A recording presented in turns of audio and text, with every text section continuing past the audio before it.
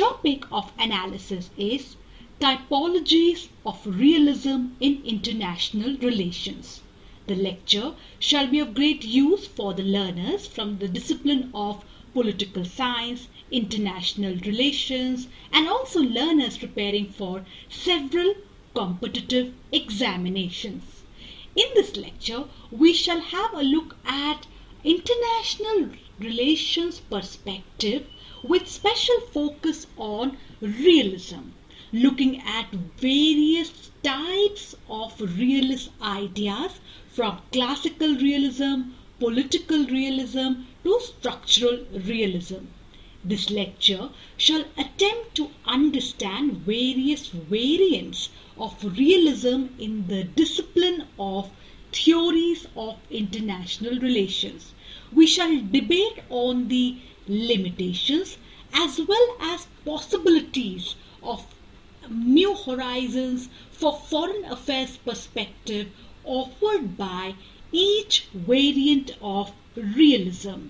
This lecture shall attempt to draw the attention towards the works of various scholars, that how realism has been a recurring as well as an important topic in the discipline of international relations.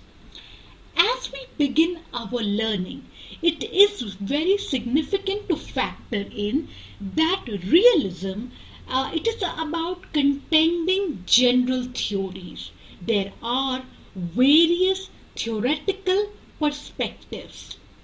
When we try to understand realism in this bigger framework of theories of international relation, as we all know, when we look at the domain of theories of international relations, each perspective is unique because it offers us a way, a method to analyze world and global relations.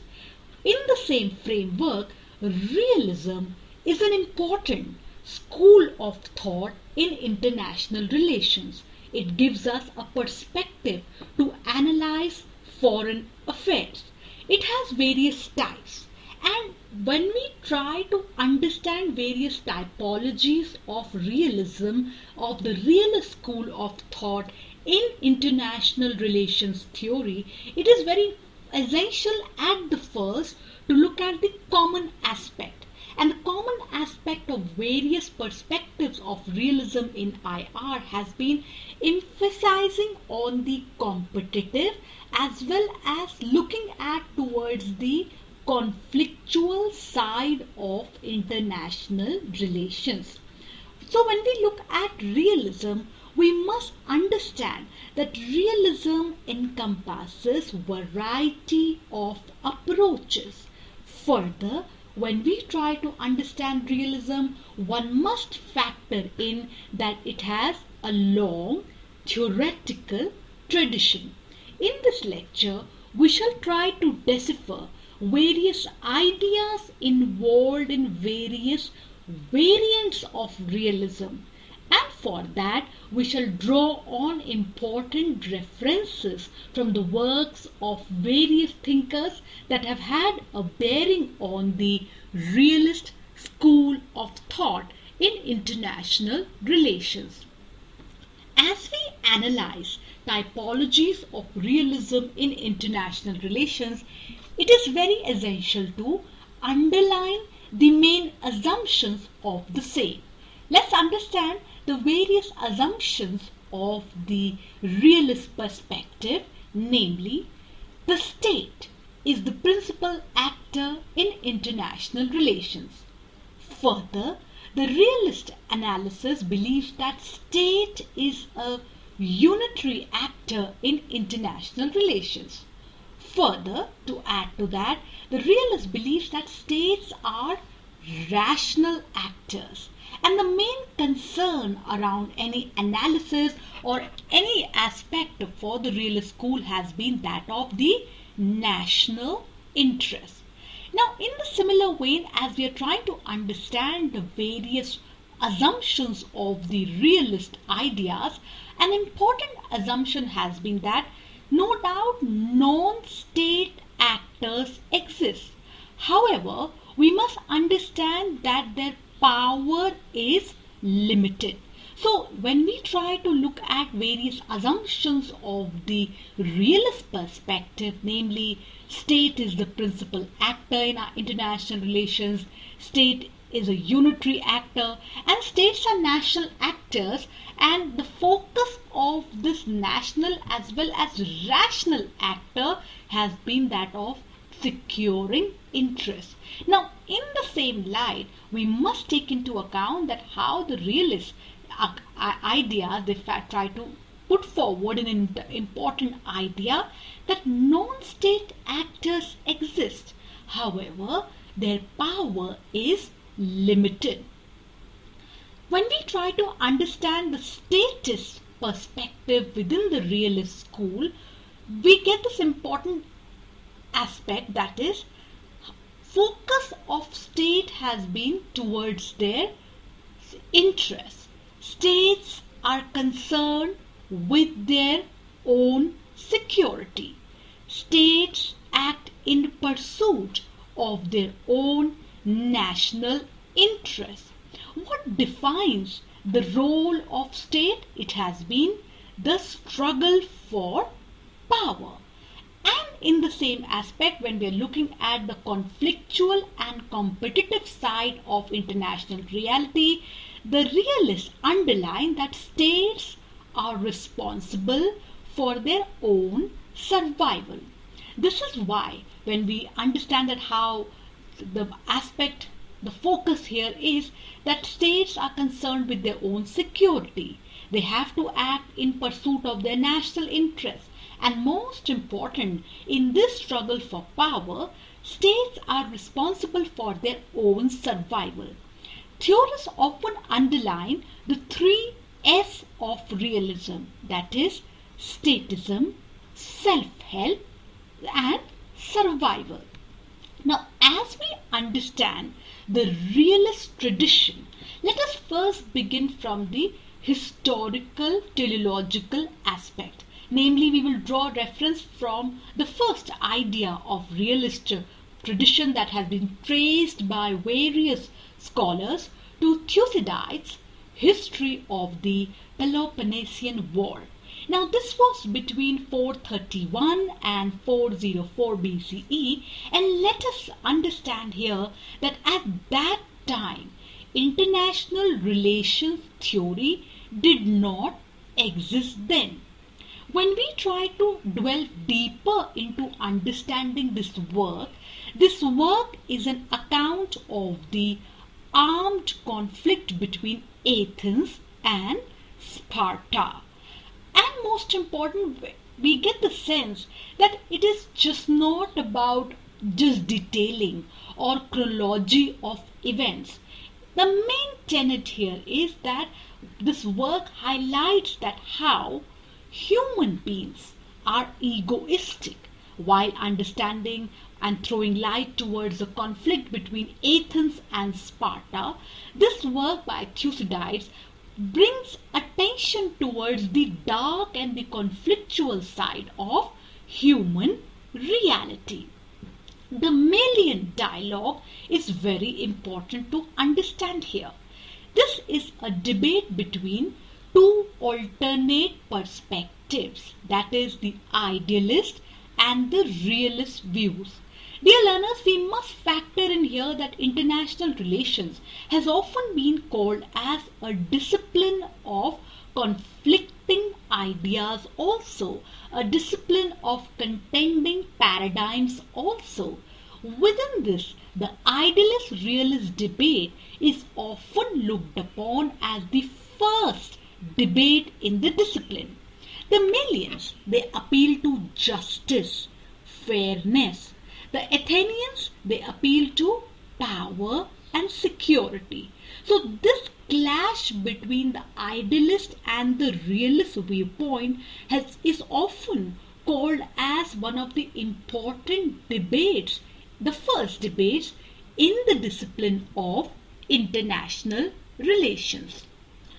Plato, Aristotle, Cicero, they have been often interpreted as political idealists, And why? Because when we try to understand their work, there has been a very important emphasis, a belief in the idea of universal moral values for any political endeavor.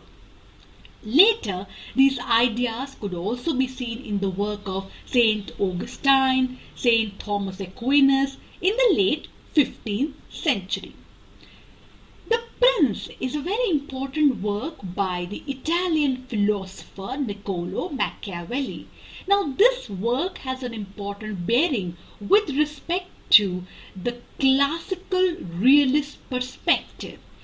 Now, when we try to look at the important aspects, this work is a critique of the classical Western political thought, namely calling it as unrealistic. The work focuses on two important aspects, namely separation of politics from ethics, and in the same trajectory, laying the foundation for understanding of modern politics. For example, if we take some references from this work, looking at the aspect of power, that is the lion, the deception, that is the fox. It replaces the ancient virtue, which is a moral quality of the individual, example, justice, with what is called as virtue, ability or vigor. Now, as we are understanding the classical realist perspective, within this typology, we have another important work which we must factor in, that is by Thomas Hobbs. Thomas Hobbs, in his very important work Leviathan points out, and we read from there, human beings subject to perpetual and restless desire for power after power that ceases only in death. Now, as we try to understand and factor in views of Thomas Hobbes for the classical realist typology, we must understand that the focus of Hobbes' work is on social contract. But when we look at the state of nature, often analyzed and interpreted as a description of how states exist in relation to one another. Now, as we have just understood the classical realist typology. This brings us to a very important aspect then, that why these ideas acquired the status of mainstream perspective in IR, or why realism has prominence in international relations. Let us understand that international relations has been a discipline of wars. First World War followed by the Second World War. Now, before the First World War, the idealist perspective dominated. The world saw the ideas of Woodrow Wilson or the classical ideas of Immanuel Kant talking about perpetual peace, the interwar idealism, example, founding of the League of Nations in 1920 and in the Kellogg-Briand Pact of 1928. However, irrespective of that, the follies of the First World War paved way for the Second World War. Irrespective of existence of ideas of cooperation and peace, the Second World War did exist, which was more deadly and harmful as compared to the scale, reach and casualties of the First World War. The critiques of idealism, some of the important names, John Hears, Hans Morgenthau, George Kennan, Raymond Aron. The 20 Years Crisis, published in July 1939 by E. H. Carr. Now, this attacks the idealist position, critiquing it as utopianism. This work is critical of moral universalism and its idea of harmony of interest. According to the idealists, The war is an aberration in the course of normal life. The way to prevent war is to educate people for peace and to build a system of collective security.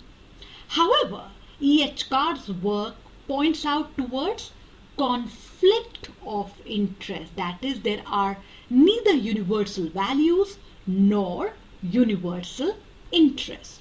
Hans Morgenthau's perspective forms an important aspect of political realism, the next typology of realist perspective in IR. Hans Morgenthau developed realism into comprehensive international relations theory. His very important book, Politics Amongst Nations, The Struggle for Peace and Power and Peace, 1948. In this book, Politics Amongst Nations, The Struggle for Power and Peace, 1948, Hans Morgenthau sought to develop a comprehensive international theory because he believed that politics, like society in general, is governed by laws that have roots in human nature. International politics, like all politics according to political realism of Hans Morgenthau, is a struggle for power. Political leaders think and act in terms of interest defined as power. Interest defined as power is a universally valid category and indeed an essential element of politics. Continuing the similar aspect, while realists are aware of the moral significance of the political action, they are also aware of the tension between morality and requirements of successful political action. Universal moral principles, as Morgenthau asserts, and we quote, universal moral principles cannot be applied to the actions of states in their abstract universal formulation, but they must be filtered through the concrete circumstances of time and place. Prudence, not conviction of one's own moral or ideological superiority, should guide political action. All state actors, including their own, must be looked at solely as political entities pursuing their respective interests defined in terms of power. Politics is an autonomous sphere. It cannot be subordinate to ethics. Now, as we have read through the perspectives of political realism, it has been criticized also. Raymond Aron points out that the fundamental concept of Morgenthau's realism is ambiguous. It can be either a means or an end in politics. The feminist perspective, while analyzing 6 principles of political realism and in their critique of political realist perspective or the typology in realist tradition, highlights the male bias which is inherent in the various theories and the concept like power, national interest, amongst others. Now, in order to make realism methodologically rigorous, the next typology in the realist perspective and traditions that one must study is that of the structural realism, also called as neo-realism. This work draws its inspiration from Kenneth Waltz, who reformulated realism in international relations in a new way with his book Theory of International Politics.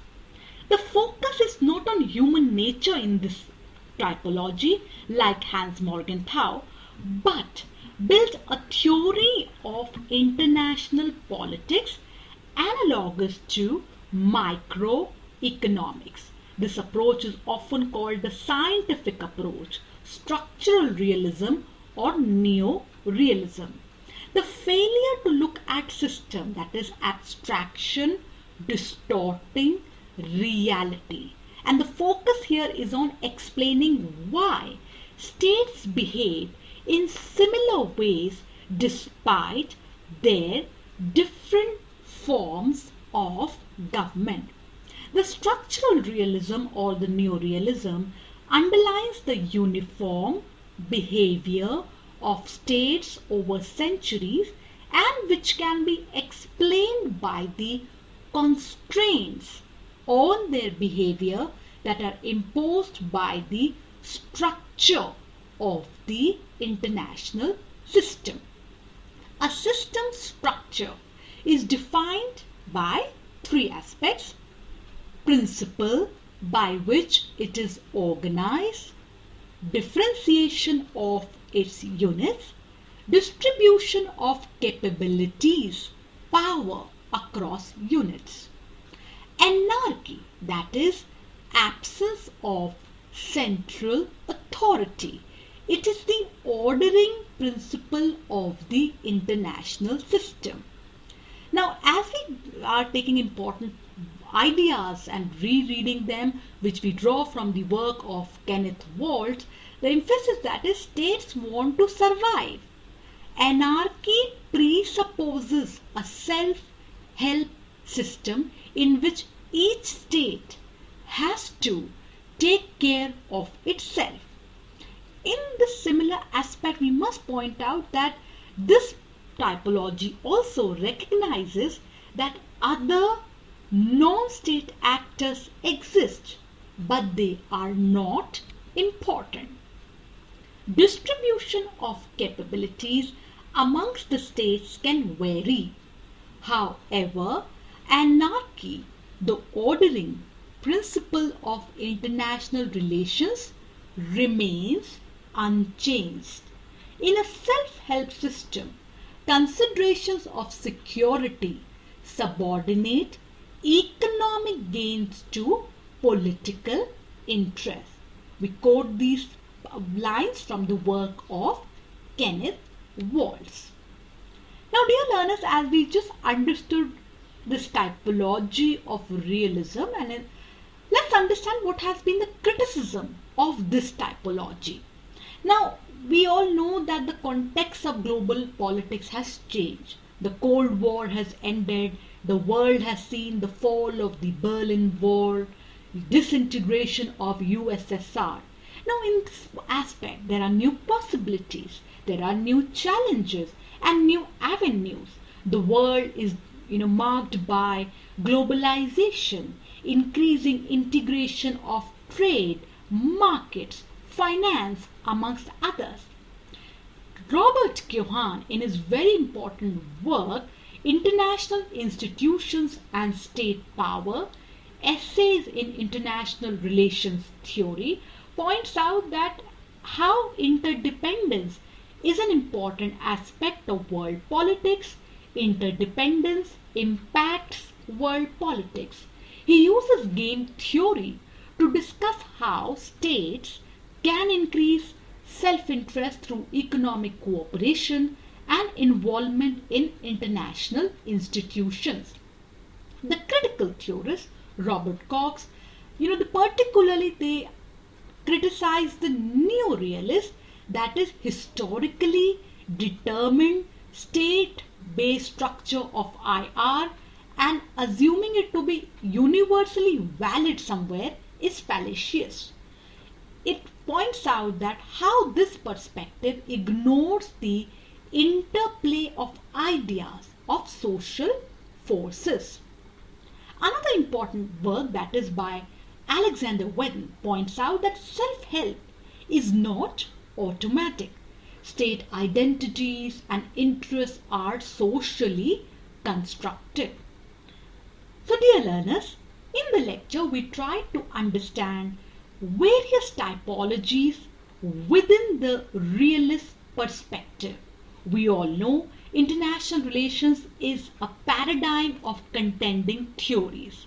Realism has always been a very important and dominant perspective within international relations theory. However, realism is not a uniform perspective. There are various typologies of it, ranging from classical, political to structural aspects. Thank you very much.